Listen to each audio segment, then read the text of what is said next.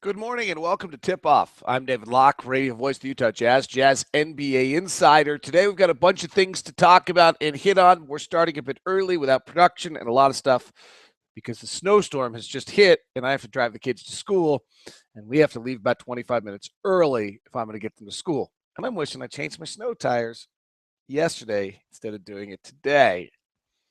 Oops.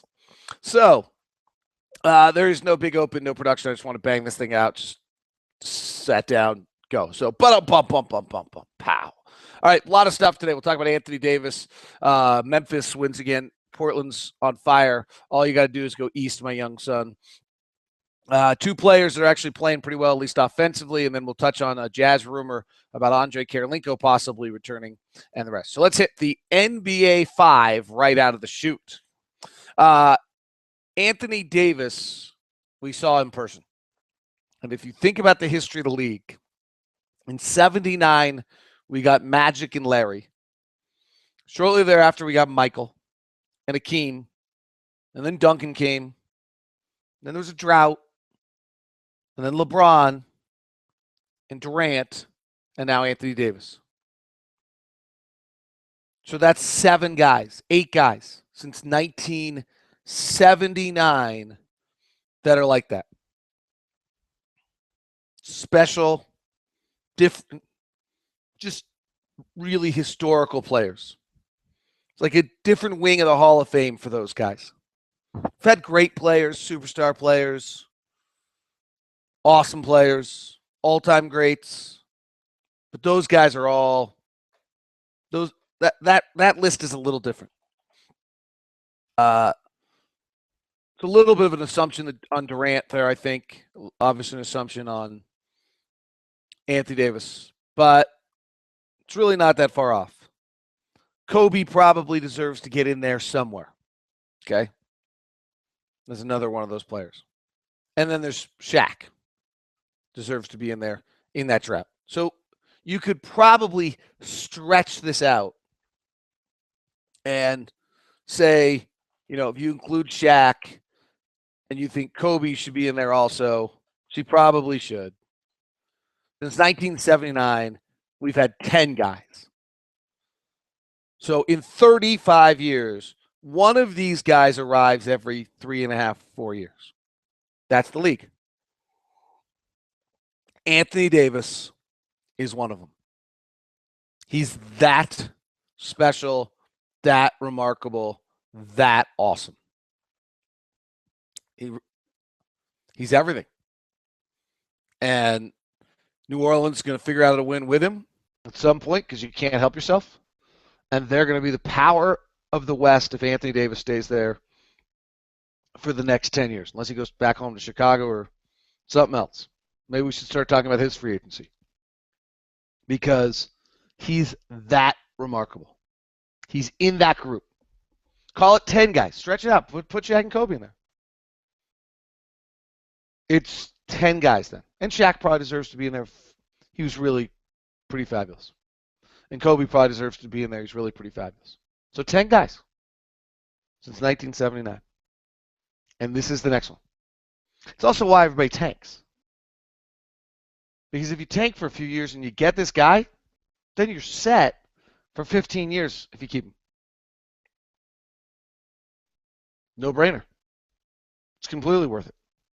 But that's how special Anthony Davis is. He's 21 years old, doing stuff that I don't think has ever been done at 21 years old.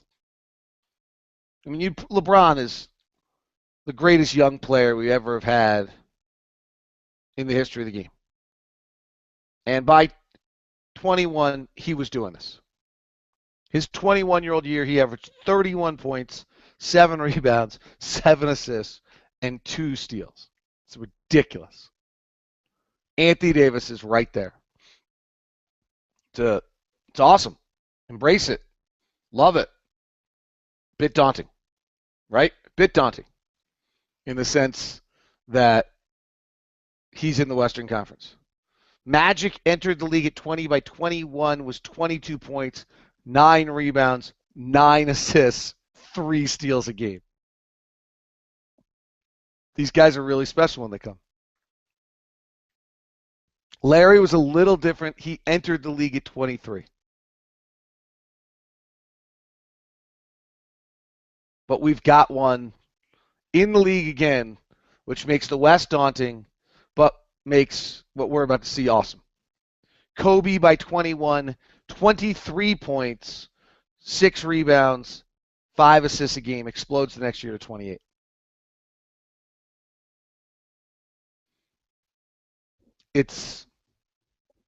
Those are the guys, and we got one. He's that good. Speaking of the season, I'm listening to Sean Grande of the Boston Celtics radio team and the other night, and what does he say? But he says, we got to face it, Memphis is the new San Antonio. Are they? They might be. They're 12-2. They're only allowing 92 points a game. Statistics this time of year are interesting because when Dallas goes and plays Philadelphia, it skews all of them. But you start to look at them, it's hard to look at a team. Let's be honest. It's hard to look at a team and say, Marc Gasol, Courtney Lee, Zach Randolph, Mike Conley, and go NBA champion? But maybe. Maybe Marc Gasol is pretty special. I had them in my top 4 in the West. To some extent, that's all they're doing because the rest of the West is so good this year. I had them ahead of Golden State. I might have been wrong. But they look like it right now. 12-2, Golden State's 10-2, Portland's 10-3, Houston's 10-3, Dallas is 10-4. Think about that for a second. Those are the 5 teams in the Western Conference whom we weren't sure whether any of them might fall out this year. They have combined won. Dallas lost to Houston because they lost inside the group. But Portland's won 7 in a row. Golden State's won 5 in a row. Memphis has won 2 in a row. Houston beat Dallas. Those 5 teams, which we wondered if any of them were going to slip, are 52-14. Ridiculous. Clippers are 7-5. They're out of the playoffs right now. And the Thunder are 3-12. What a story. For them to get to 49 wins, which might be high, but you probably got to get to 50 to secure yourself anything right now. They'd have to go 47-20 the rest of the way at this point. 47-20. That's winning 75% of their games the rest of the way, and they don't have their guys back yet. That's a 57-win season. It's crazy. Portland's won 7 in a row, as I mentioned. 8-1 at home, 2-2 on the road, but they did this exact same thing last year. Terry Stotts had them ready to go. They clicked in at this moment. They got an advantageous schedule. They took advantage of it, and then they played with confidence the rest of the way. This is exactly what they should do. And the win streak is based on not missing a night. Denver and Charlotte at home. At Denver, they won. Brooklyn, New Orleans, an injured Chicago at home, and at Boston. And now they go at Philly and at Charlotte before they come back home for a huge showdown with Memphis coming up on the day after Thanksgiving. Mario Chalmers, 20 points, 3 rebounds, 7 assists a game this year. That is your NBA 5. Let's touch on the Utah Jazz. So there's no production ready today. I looked outside. I saw sideways snow. I realized I was going to have to take the kids to school earlier than usual. I said, we just got to bang this baby out because I didn't do one on Friday. I can't let my coffee drinking friends. Oh, you're not drinking coffee? Okay, my morning tip-off friends down. You don't even get caffeinated crazy. Caffeinated crazy only happens on the 8 o'clock show when I've had my second cup. To the Jazz this year, I'm beginning to think that Alec Burks is going to be this year's Gordon Hayward. I wrote a long thing about on Empty the Noggin, and then I spilled tea, and it went into my computer, and my computer has never recovered. And so that's why Empty the Noggin didn't come out the other night. But Alec, last year we saw Gordon Hayward have his role increase greatly. A guy who had actually played most of his minutes kind of off the bench the year before suddenly became 82 game starter. Plus, he had what we asked out of Gordon's more. But if you kind of look back, the year before he had started 27 of 72 games. He had played an awful lot, and then we threw him in the deep end last year, and he really scuffled. I'm beginning to think the same ththing is going to happen with Alec Burks here.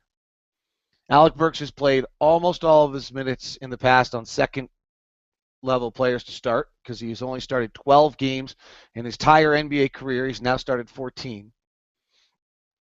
And I thought he looked tired and overwhelmed in the same kind of ilk as what happened to Gordon Hayward a year ago. Exact same year, it was fourth year of his career.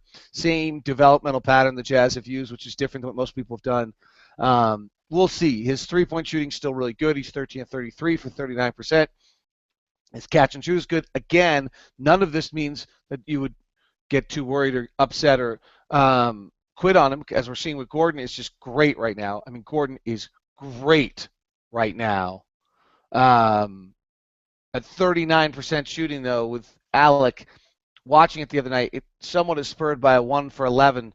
However, the other half of me watched it and said, I'm not sure it's spurred by a 1 for 11. There's some weird stuff going on. He can't finish at the rim right now, or he's not finishing at the rim right now. It's not that he can't, he's just not. But it all might have to do with playing higher level players, playing in a new system, which, I think he struggles with, and trying to figure out where he gets his stuff, how he plays against top-tier guys, how he gets guarded by Klay Thompson instead of being guarded by whoever the backup two is on a team. And I think you're just going to have to work through it with him. His shooting percentage is really based on at the rim, though. He's 20 of 45 at the restricted area for 44%. He's got one of the lowest shooting percentages in the NBA at the rim. So good. He's going to have to learn the other parts of his game, which he can do, which will help him out. He's got to stop with 3 turnovers a game, and he's got to start playing weak side defense. Those things have nothing to do with being overwhelmed offensively with a larger role. Those have to do with focus. Jazz right now are drifting toward portions of the game, drifting toward periods of the game instead of playing all 48 minutes. There's a drift of fatigue or something that is setting in on them, and it's causing breakdowns, and it's causing them to get hammered every now and then. They are the worst NBA team in the second quarters right now, and that's part of where that drift takes place. Pretty awesome that Trey Burke finally got going. Let's hope he can pick it up. Last 5 games, those numbers are really good now after one game skewed it, but he was trending upward a little bit before that, so hopefully he hits some shots and continues to progress out of it. Same thing kind of with Alec. He's not shooting 44%. Alec's not shooting 44% at the rim for the rest of the season. Trey Burke wasn't shooting 22% on catch and shoots for the rest of the season. Those things will head back up. Give him time. But I do think that Alec may never get all the way back up just because of what I've been talking about. Finally, there's a story out there which makes a lot of sense that if Brooklyn, so I guess Andre Karolinko and Brooklyn's relationship has come to an end. Lack of playing time or something has him very, very frustrated. And so their relationship is pretty much over. It seems unlikely he will play for them again. The Jazz are involved with the possibility of reacquiring Karolinko. Now, let's realize this is a 33-year-old Andre Karolinko who, has had some back problems and so far this year is 0 for 5 shooting in 36 minutes, but probably could help us. I mean, I really like Joe Ingles, but let's realize that Joe Ingles, wasn't on an NBA roster the day before opening day and didn't get a lot of chance in the Clippers camp and, wasn't on our roster. I mean, this, that's not, and he's a primary rotation. He's probably our 6th man right now, minutes-wise. Here, Booker. We could probably use some things there to get a little bit better and maybe help us out defensively. But I'm not sure where AK really is in his career. But the cost at this moment sounds to be Jeremy Evans and Trey Murray, according to Mark Stein. It'd have to wait till December 15th because we signed Murray in the offseason, so you can't trade him until December 15th. Toure Murray's contract is non-guaranteed, and so you could trade him, and then I think they could release him. Though I'm not sure what his guarantee date is. So there's a chance that his guarantee date is coming up here December 1, which is on the front side. Then it's guaranteed. Then a second year non-guaranteed gets picked up and allows them to use him as a trade asset in the second half of the season. He's playing very well in Idaho right now, near triple-double in both of his last two outings in Idaho. So those are kind of the news stories of the day. That's where we stand. Shortened edition. I got to go get the kids, fight the snow. Hope you have a good day. Be safe out there on the roads. Talk to you tonight from the arena.